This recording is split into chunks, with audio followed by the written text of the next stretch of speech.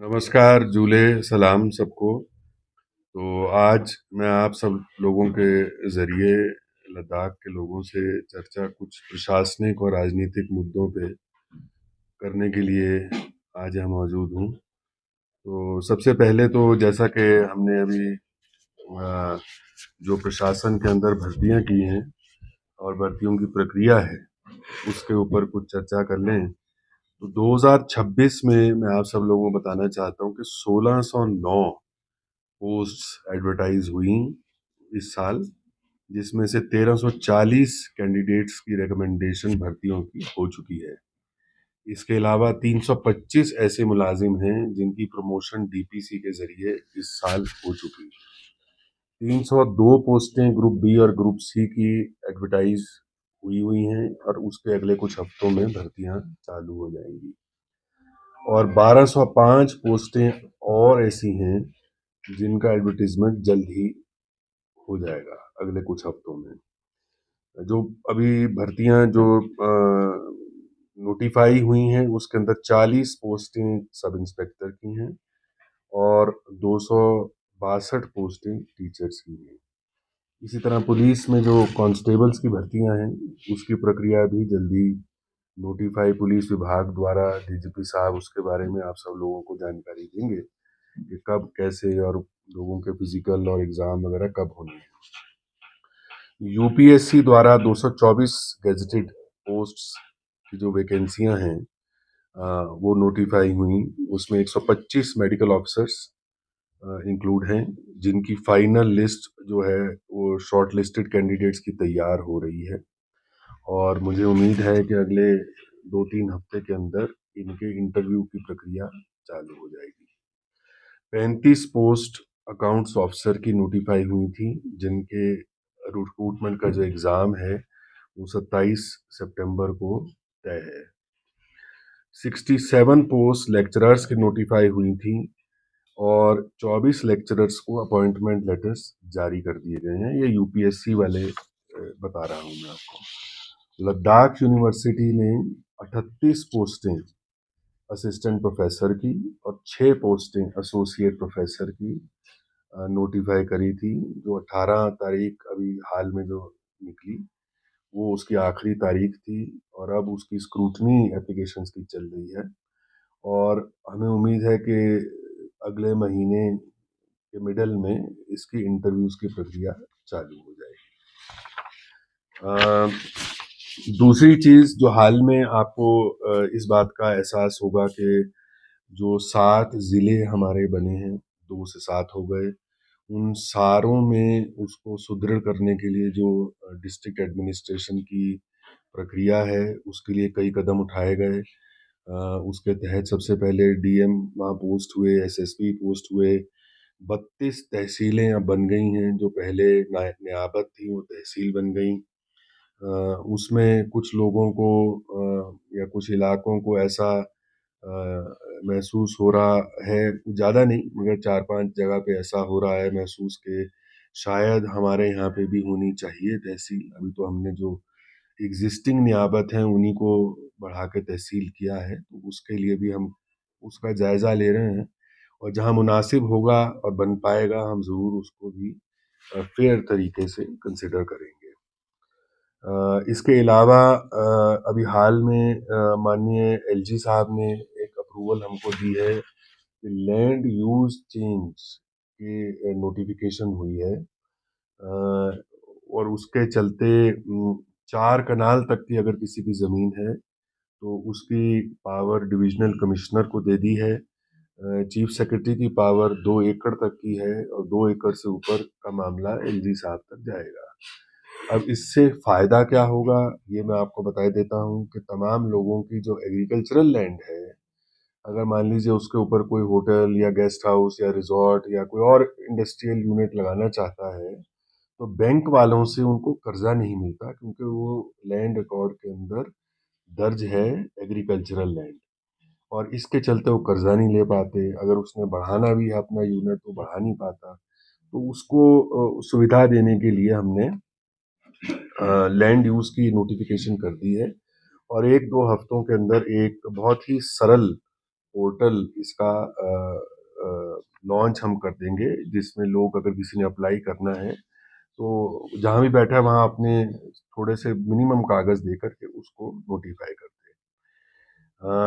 इसके अलावा आपने कल देखा होगा कि स्पोर्ट्स विभाग में माननीय एलजी साहब ने 4% रिजर्वेशन करने का, जो हमारे खिलाड़ी हैं, कई सारे खिलाड़ी अंतर्राष्ट्रीय स्तर पे, राष्ट्रीय स्तर पे अपना जो लोहा है वो दिखाते हैं, तो उनको रिकॉग्नाइज करने के लिए एक रिजर्वेशन की नीति यहाँ लागू करी है। और हाल में एक स्पोर्ट्स पॉलिसी भी बनी, वो नोटिफाई हो गई, जिसके चलते स्कूल लेवल पे, कॉलेज लेवल पे, स्टेट लेवल पे और नेशनल इंटरनेशनल लेवल पे जो अपनी सिद्धि प्राप्त करते हैं उनको अलग अलग कैटेगरी के इनाम देने के लिए एक किया गया। इसकी जो ओरिजिन है वो ये है कि एक हाल में नीति आयोग की जो मीटिंग हुई थी उसमें माननीय प्रधानमंत्री जी ने इस बात को सभी राज्यों को कहा था कि स्पोर्ट्स एक ऐसा क्षेत्र है जिसके अंदर आपको प्रोत्साहन शुरू से देना है और स्पोर्ट्स का इंफ्रास्ट्रक्चर भी मुहैया कराना है, और जो अच्छे खिलाड़ी हैं उनको हमें प्रोत्साहन भी देना है किसी प्रकार से, ताकि वो आगे अपना देश के लिए नाम रोशन कर सकें। अ, अभी कल एक शायद आप लोगों से साझा किया होगा कि पावर डिपार्टमेंट में जो हमारी जॉइंट रेगुलेटरी कमीशन है उसने फॉर्मल नोटिफिकेशन अब एक जारी कर दिया है, जिसके चलते टूरिज्म को इंडस्ट्री का दर्जा प्राप्त हो गया है। तो इससे जो बिजली के दर हैं होटलों में, गेस्ट हाउस में, इन सब में अब इंडस्ट्री वाले रेट लगेंगे जो कि कम है। एक ही हमारी इसके अंदर केवल कंडीशन है कि वो रजिस्टर्ड टूरिज्म यूनिट होना चाहिए। फिलहाल जो हमने एक ऑनलाइन रजिस्ट्रेशन की प्रक्रिया चालू करी थी उसमें 248 यूनिट फिलहाल रजिस्टर हो चुके हैं, और हमें उम्मीद है कि अगले आने वाले हफ्तों में हम कैंप भी लगा रहे हैं जगह जगह पे, ताकि लोग जिसने रजिस्टर कराना है, और उसको भी हमने निर्देश ये दे दिए हैं कि टूरिज्म रजिस्ट्रेशन के प्रावधान में सरलीकरण किया जाए। अभी कई दस्तावेज मांगे जाते हैं, उसको हम कम से कम दस्तावेज मांग करके टूरिज्म के यूनिट को रजिस्टर करें, और प्रोविजनल रजिस्ट्रेशन की बजाय हम उसको परमानेंट रजिस्ट्रेशन की तरफ बढ़ें, ताकि एक ही बार रजिस्ट्रेशन यूनिट्स की हो। इसके अलावा मैं आपसे साझा करना चाहता हूँ कि ड्रग्स के क्षेत्र में भी जो है पुलिस विभाग ने बहुत ही मुस्तैदी के साथ काम किया है, और जो एंटी नारकोटिक टास्क फोर्स है जो गठित की गई है वो बहुत ही सतर्क तरीके से जो हमको लगता है उनके जो उनको जानकारी प्राप्त होती है कि जहाँ पे ड्रग्स की बिक्री हो रही है या अवैध इस तरह के कार्य हो रहे हैं, उनको लोगों को पकड़ के गिरफ्त में लेके उसके ऊपर नकेल कस रहे हैं, और उसमें नतीजे हमारे सामने आ रहे हैं। इसके अलावा मैं आपसे ये भी आज साझा करना चाह रहा हूँ कि नवतोड़ का एक इशू है जो कि बहुत यहाँ समस्या बना रहा बहुत अरसे से, और तकरीबन हमारे पास जो डेटा है इसके अंदर अगर हम लगाएं तो कुछ तो गैर मुस्तकिल नवतोड़ है और कुछ मुस्तकिल नवतोड़ है। अगर लेह और कारगिल, जो पुराने लेह और कारगिल ज़िले थे, उनका हम एक विश्लेषण करें तो तकरीबन कारगिल में गैर मुस्तकिल 1,29,000 कनाल ज़मीन नवतोड़ है। लेह के अंदर 3,44,000 कनाल ज़मीन नवतोड़ की है। इसी तरह जो मुस्तकिल है उसमें करगिल में 88,000 कनाल जो है वो नवतोड़ की है, और लेह में 1 लाख कनाल से ज़्यादा जो है नवतोड़ की मुस्तकिल ज़मीन नवतोड़ में है। इसमें 40,000 अनुमान हमारा है, 40,000 लोगों की ज़मीनें इम्पैक्टेड हैं, जिसमें वो अपना कार्य नहीं कर पा रहे। इसकी भूमिका ये है कि जब जम्मू कश्मीर के टाइम पे एक ऐलान हुआ था, उस ऐलान के चलते नवतोड़ की इजाद हुई और उसका ओरिजिन ये था कि अगर कोई आदमी नई ज़मीन को तोड़ करके खेती के लिए उसको बनाता है, तो उसको एक टेनेंसी राइट मिल जाती है।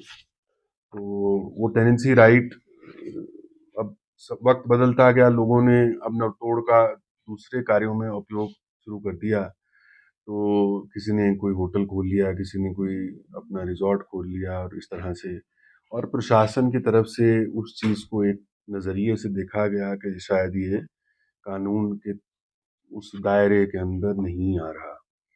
तो अब माननीय एलजी साहब से हमारी चर्चा जो हुई और जो बात हुई है उसके तहत ये फैसला हुआ है कि हम इसकी रेगुलराइजेशन की, जो वन टाइम रेगुलराइजेशन नवतोड़ ज़मीन की है, उसकी एक नीति रूल्स, हमारे ड्राफ्ट रूल्स तैयार हैं, जिसमें हम एलएचडीसी जो है उसको पावर्स देंगे कि उसको रेगुलराइज एक बार कर दें। इसमें बताना ज़रूरी ये है कि जम्मू कश्मीर का एक लैंड टेनेंसी कानून था जो कि 2020 में ख़त्म हो गया, रिपील हो गया। तो यानी कि आज की डेट में टेनेंसी का कंसेप्ट ही ख़त्म हो गया है।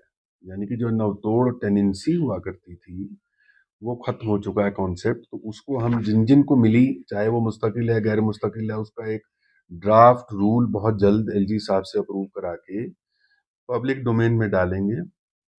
उसमें 15 दिन का टाइम देंगे, लोग अपने कमेंट्स दें, ताकि फाइनल रूल्स उसके हम नोटिफाई कर सकें, एलएचडीसी उसको रेगुलराइज कर सके।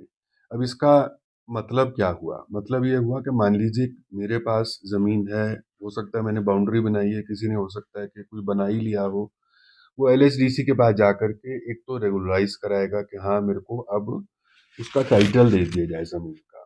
तो उसकी पहले सर्वे होगी रेवेन्यू विभाग के द्वारा, उसके बाद उसको टाइटल दिया जाएगा। लेकिन टाइटल के बाद अगर मैंने किसी और पर्पस के लिए उसका इस्तेमाल किया है, मान लीजिए जैसे मैंने बताया गेस्ट हाउस होटल कुछ बना लिया, तो लैंड यूज भी उसका साथ ही साथ जो एप्लीकेबल चार्ज हैं वो दे करके चेंज करा ले। इसीलिए जो हमने लैंड यूज की भी नोटिफिकेशन करी, यानी कि अगर एग्रीकल्चर से नॉन एग्रीकल्चर पर्पस के लिए बदलनी है, पहले फ्रेमवर्क ही नहीं था कि लैंड यूज कैसे बदला जाए। अब लोगों को ये एक विंडो मिल जाएगी कि जिसने अपने नवतोड़ को टाइटल में बदलना है, वो एलएचडीसी के पास जाके वो करवा ले, और उसके बाद लैंड यूज भी साथ में अपना चेंज करवा ले, ताकि जिस पर्पस के लिए यूज करना चाहते हैं वो कर लें। तो ये एक मेरे हिसाब से कि बहुत बड़ी लोगों को इस चीज़ से रिलीफ मिलेगी। और जो लैंड सबसे बड़ा यहाँ का एसेट लद्दाख का है, उसको मोनेटाइज करने में लोगों को एक रास्ता निकल करके आएगा। अब इसके अलावा मैं आपसे जो कुछ राजनीतिक गतिविधियां हैं उसके ऊपर भी चर्चा कर ही लेते हैं। तो उसके ऊपर कल हम सब लोगों की एक जो एपेक्स बॉडी है, और लेह की और कारगिल की जो केडीए है, उनके साथ और साथ में तुबस्तान जी और काशी ग्यालसन जी, तकरीबन 10 लोग थे जिनके साथ ये खुले माहौल में चर्चा हुई कई मुद्दों पे। और ये गृह मंत्रालय से भी अधिकारी आए थे, तो उसके अंदर बहुत से मुद्दे उठे, बहुत से मुद्दों पे चर्चा हुई। और उसके अंदर जो है, मेरे समझ में जो 3 जुलाई को हमारी मीटिंग हुई थी, और उसमें एक कंसेंसस उभर के आया था कि एक यूटी लेवल की बॉडी बनेगी, जो कि और हिंदुस्तान के किसी और फ्रेमवर्क में नहीं, सुई जेनेरिस उसको बोलते हैं, यानी कि और कोई इसका पैरेलल नहीं है। आर्टिकल 371 जो हमारे संविधान का है, उसके तहत एक रूपरेखा बनेगी और उसको एक अमली जामा पहनाया जाएगा। उसके ऊपर जो लोग प्रतिनिधि आए थे, उन्होंने एक अपनी विश लिस्ट रखी है, उन्होंने जिसको नाम दिया है नॉन नेगोशिएबल, उनकी मांगे हैं। अब हमने वो गृह मंत्रालय को आगे वो दे दी हैं, और इसको जो formal structured meeting sub committee की होगी, जो मुझे उम्मीद है, जो हमारी वार्ता हुई गृह मंत्रालय से, कि सितंबर के फर्स्ट हाफ में इसकी कोशिश करेंगे, पहले हफ्ते में ही हो जाए, लेकिन सितंबर के पहले हाफ में मीटिंग होगी।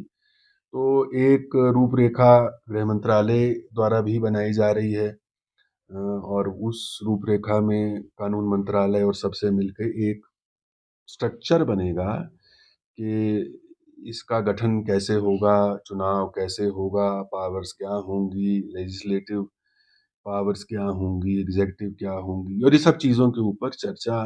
जाहिर सी बात है कि ये फैसले ओवरनाइट तो नहीं हो सकते, इन चीज़ों को वक्त लगता है। और कुछ मांग यहाँ के लोकल प्रतिनिधियों की होगी, कुछ जो संविधान के तहत जो बाकी जगह पे ढांचे बने हैं इस तरह के, उसके अंदर क्या प्रावधान है, उनको स्टडी करके एक नया मॉडल बनाया जाएगा, जो कि यहाँ के लद्दाख के लोगों की महत्वाकांक्षाओं के अनुरूप और संविधान की रूपरेखा के अनुरूप बने। तो वो चर्चा, अब उसका प्रक्रिया और क्रम चालू हो गया है। ये कागज हमें कल मिले, लेकिन आगे जो है गृह मंत्रालय में उसके ऊपर आधिकारिक एक फॉर्मल बैठक बुला करके करी जाएगी। इसके अलावा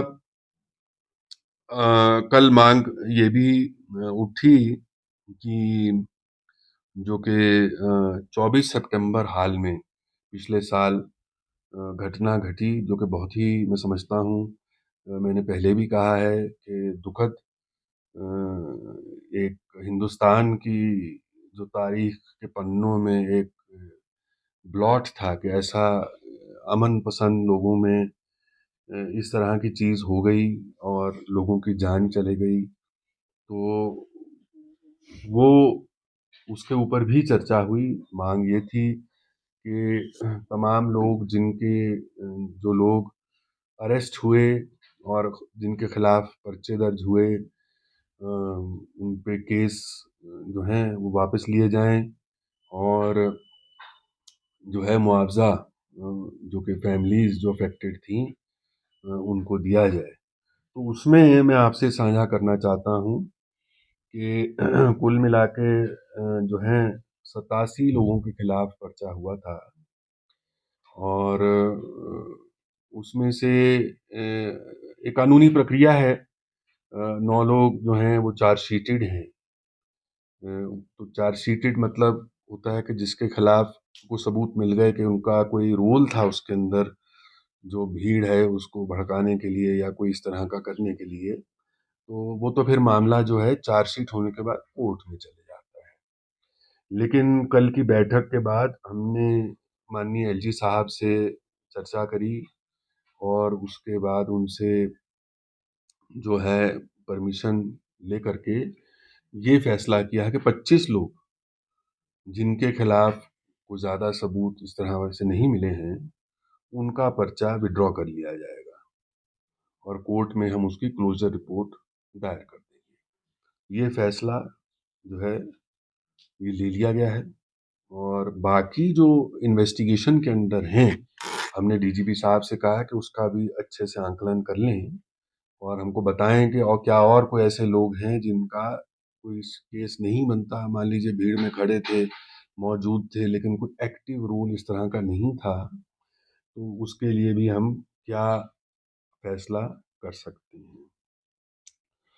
इसके अलावा कल ये भी बात हुई कि हालांकि ये टेक्निकली वो लोग कहते हैं कि मतलब सब कमेटी जो है उसकी चर्चा केवल यूटी लेवल बॉडी जो बननी है उसी के मुतालिक होनी चाहिए। तो हमने ये कहा, देखिए ये एक राजनीतिक चर्चा है, और राजनीतिक चर्चा में जो यूटी लेवल बॉडी है उसके नीचे और बॉडीज़ भी हैं, क्योंकि ज़िले के स्तर पे बॉडीज़ हैं या पंचायत के स्तर पे बॉडीज़ हैं, तो उसकी भी चर्चा आवश्यक है। अब चर्चा हम किससे करें? चुने हुए लोग तो यहाँ है नहीं, करगिल को छोड़ के। बाकी तो इस करके जो लोग हैं, मतलब जो कि इन ए सेंस जनप्रतिनिधि हैं, जिनसे चर्चा के लिए हम बैठे हैं, उनसे खुले माहौल में चर्चा कर ली जाए। तो उसमें हमने ये बात रखी कि जो पंचायत के चुनाव हैं, वो बहुत देर से नहीं हुए, तो पंचायत के चुनाव की प्रक्रिया जो है, उसको चला दिया जाए। और आज यही मैं आपसे अब साझा करना चाहता हूँ कि पंचायत के चुनाव पे सरकार ने अब ये मन बना लिया है कि इसकी सिफारिश अब हम स्टेट इलेक्शन कमीशन को कर देंगे कि उसकी प्रक्रिया चला दें। उसमें जो भी उनके इलेक्टोरल रोल हैं, उसको जो उसमें तरमीम करनी है, सुधार करना है, वो कर लेंगे। उसके बाद ही वो स्टेट इलेक्शन कमीशन उसकी एक फॉर्मल नोटिफिकेशन जारी करती है कि पंचायत के चुनाव जो हैं कब होंगे। तो ये पहला कदम है। और जैसा कि मैंने आप सब लोगों से बात करी थी कि कानून के तहत जो सेक्शन 3 हमारे LHDC एक्ट का है, उसमें लिखा है कि सातों जिलों में मतलब उसमें लिखा है कि सारे डिस्ट्रिक्ट्स का एक डिस्ट्रिक्ट काउंसिल होगी। तो सारे डिस्ट्रिक्ट्स में तो अब 7 जिले हो गए, तो सातों जिले में एक डिस्ट्रिक्ट काउंसिल होनी। और बहुत से मतलब जो मैं आपसे ये जब मैंने पिछली बार ये बात रखी थी आप सब लोगों के माध्यम से, तो तमाम आपने देखा होगा, एलजी साहब भी और मैं भी तमाम जगह जाते हैं, लोगों से मिलते हैं, गांव वालों से चर्चा करते हैं। और एक खुशी की लहर जो है नए जिलों में दौड़ी है कि हमारे यहाँ भी चुने हुए प्रतिनिधि आएंगे जिनसे हम अपनी बात रख सकें। तो वो उसका जो प्रक्रिया है वो अगले स्टेज में होगी, क्योंकि कुछ ना कुछ शायद जो एक्ट के अंदर हमको बदलाव लाने पड़ेंगे, पर वो सेकंड स्टेज में उसके ऊपर हम जाएंगे, लेकिन होने तो वो भी हैं। तो आज मेरे ख्याल में मुझे कहने के लिए इतना ही था। और कोई आपके सवाल हो तो आप पूछ सकते हैं। जी सर, जो आप अभी पंचायत इलेक्शन की बात कर रहे हैं सर, जो हिल काउंसिल का लद्दाख के जो उसको देखिए, हिल काउंसिल का इलेक्शन बहुत ही महत्व रहता है, वो अभी 1 साल होने वाला है हिल काउंसिल का, तो उसका भी क्या कुछ विचार यही है? मैंने आपसे जो भी बताया कि जो हमारा LHDC का हिल काउंसिल का ही जो एक्ट है, उसमें लिखा है कि every district will have a district council. अब चूंकि लेह को तोड़ करके आगे चंगथांग भी बन गया डिस्ट्रिक्ट, शाम भी बन गया, नुब्रा भी बन गया, तो वो चुनाव जो है एक ही साथ सभी के होंगे। तो इसी प्रकार से करगिल में जंस्कार और द्रास बन गया। तो अब हमको वो पूरा प्रक्रिया को एक साथ ही करना होगा, जैसे भी होगा, जब भी होगा। तो उस पे अब चर्चा जारी है। सर, अभी आपने टूरिस्ट जो यूनिक रजिस्ट्रेशन की बात किया सर, हम्म। जो स्टेक होल्डर का ये मांग है सर, आपको भी रिप्रेजेंटेशन दिया है कि LRC मैंडेटरी किया जाए, क्योंकि हर जगह पर लोकल बिजनेस प्रोटेक्शन होता है। देखिए, ये कल भी लोगों ने बात उठाई थी, और मैंने बड़ा फ्रैंक तरीके से ये बात को उनसे कहा कि देखिए, जो संवैधानिक प्रावधान है या कानूनी प्रावधान है, मैं उससे बाहर तो नहीं जा सकता। जब टूरिज्म इंडस्ट्री के लोग भी मुझसे मिले थे, तो मैंने कहा कि आपकी जो बात है वो मैं समझता हूँ, मुझे एहसास है, लेकिन कानूनी तौर पे LRC की कंडीशन हम इस तरह से डाल दें, ये सही नहीं है हमारे लिए। तो जब तक कानूनी कोई बेस नहीं होगा तो हम उसको कैसे करेंगे। दूसरा सर, जो जुडिशियल इंक्वायरी चल रहा है, उस पे भी काफी लोगों का मांग कि यूजुअली 6 महीने में इनका रिपोर्ट आ जाता है, वो भी लेकिन मेरे ख्याल जल्द ही उसके ऊपर गवर्नमेंट कुछ की ना तरफ कुछ। से डिले हो गया है। गवर्नमेंट, वो तो जुडिशियल इंक्वायरी तो इंडिपेंडेंट इंक्वायरी है, गवर्नमेंट थोड़ी इंक्वायरी कर रही है। लेकिन वो जो उनको लोगों की स्टेटमेंट लेनी होती है, अलग अलग हर किस्म के लोगों को स्टेटमेंट लेकर के फाइनल रिपोर्ट एक बनाते हैं। पर मुझे ये बताया गया कि उसका भी जल्द ही जुडिशियल रिपोर्ट मिल जाएगी। सर, एमसी इलेक्शन भी सेम इलेक्शन के साथ होगा कि? ये सब देखिए, ये सब एक कड़ी का पूरी आर्किटेक्चर का हिस्सा है। पंचायत है, म्युनिसिपल है, डिस्ट्रिक्ट काउंसिल है, तो जाहिर सी बात है जो हमारी कॉन्स्टिट्यूशनल ऑब्लिगेशन है या कानून के तहत जो ऑब्लिगेशन है उसको हम करेंगे। ये केंद्र सरकार ने क्लियर कर दिया है कि यहाँ पे प्रजातंत्र को, जमहूरियत को सुदृढ़ करने के लिए जो बन पाएगा, ताकि लोगों को ऐसा ना लगे कि हमारे डेमोक्रेटिक एस्पिरेशंस जो हैं वो नहीं फुलफिल हो रहे, उसमें आज पहली कड़ी जो मैंने आपको बता दिया कि पंचायत के चुनाव अब कराए जाएंगे। सर एमसी पहले तो ले अकेले में, तो अभी नए डिस्ट्रिक्ट में भी एमसी बनेगा? देखिए, वो म्युनिसिपल काउंसिल शहर जिसको टाउन व पॉपुलेशन के हिसाब से होता है उसको डिक्लेयर किया जाता है। तो अभी केवल यहाँ और करगिल जो है वो म्युनिसिपल एरिया हैं। लेकिन ये ज़रूर है कि मेरे को जो नए ज़िले बने उनके हेडक्वार्टर के लोग मुझसे आके उन्होंने बल्कि मांग करी है कि हमारे जो हेडक्वार्टर्स हैं उसमें कहीं अंधाधुंध कंस्ट्रक्शन ना हो, जो कि लोग ऐसा ना हो कि अनप्लैन्ड तरीके से कंस्ट्रक्शन चालू कर दें और वहाँ की जो माहौल है, चाहे वो पर्यावरण है या अदरवाइज उसमें कोई प्रतिकूल असर आए। तो उसलिए एक हम उनको डेवलपमेंट एरियाज की तरह डेवलप करेंगे ताकि एक रेगुलेटरी फ्रेमवर्क बने जो फ्रैंकली स्पीकिंग लेह के अंदर भी नहीं है।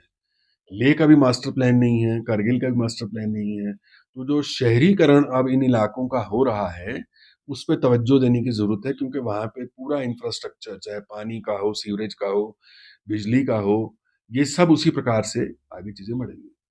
सर कल के मीटिंग में तुप्तन साहब और त्रैशी साहब के प्रेजेंस को लेके भी कुछ डिस्कशन हुआ, तो उस पे क्या? देखिए, मैंने उनसे ये कहा कि ये ठीक है, एपेक्स बॉडी और केडीए अपने आप एक चुन करके अपने अपने लोग देते हैं, अपना आप खुद इलेक्ट करके दे रहे हैं। लेकिन थुप्स्तान जी एक respected farmer member of parliament हैं, लेक चुने हुए, मतलब और बहुत ही मोअज़्ज़ज़ इंसान हैं। और उधर ताशिक ग्याल्सन जो है अभी हाल में जो आखिरी लेह की ऑटोनमस डिस्ट्रिक्ट काउंसिल थी उसके सीईसी हैं।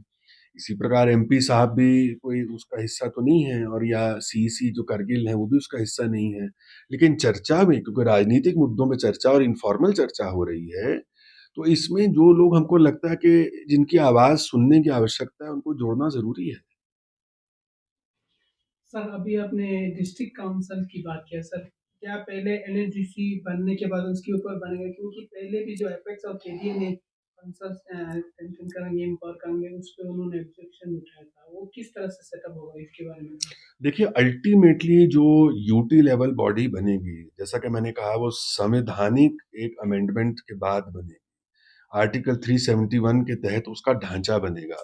उसकी जब रूपरेखा के ऊपर चर्चा के बाद एक सहमति बनेगी कि इसकी पावर्स क्या हैं, तो वो पावर्स डिफाइन एक चर्चा के बाद ही होंगी। तो उसमें लेजिस्लेटिव पावर्स की भी बात है। आज की डेट में एलएसडीसी के पास लेजिस्लेटिव पावर तो नहीं है, लेकिन इसके पास लेजिस्लेटिव पावर भी। एग्जीक्यूटिव पावर में कौन सी ऐसी चीज़ है, हो सकता है कोई एक आध चीज़ यही लोग कहें कि भाई हमको फिलहाल जो एलएसडीसी की है वो यूटी लेवल बॉडी के पास होनी चाहिए। ये चर्चा के बाद इश्यूज निकल के आएंगे। लेकिन जैसा कि मैंने कहा, यूटी लेवल बॉडी को बनने में वक्त लगेगा, क्योंकि ये सब कॉन्स्टिट्यूशनल अमेंडमेंट है, कोई ये लीगल अमेंडमेंट भी नहीं है। तो इसको, इन चीज़ों को वक्त लगेगा। तब तक ऐसा ना हो कि यहाँ एक डेमोक्रेटिक वैक्यूम बन जाए। इसके लिए हमने ये फैसला किया कि इस प्रक्रिया को चालू करें। ठीक है? Thank you sir.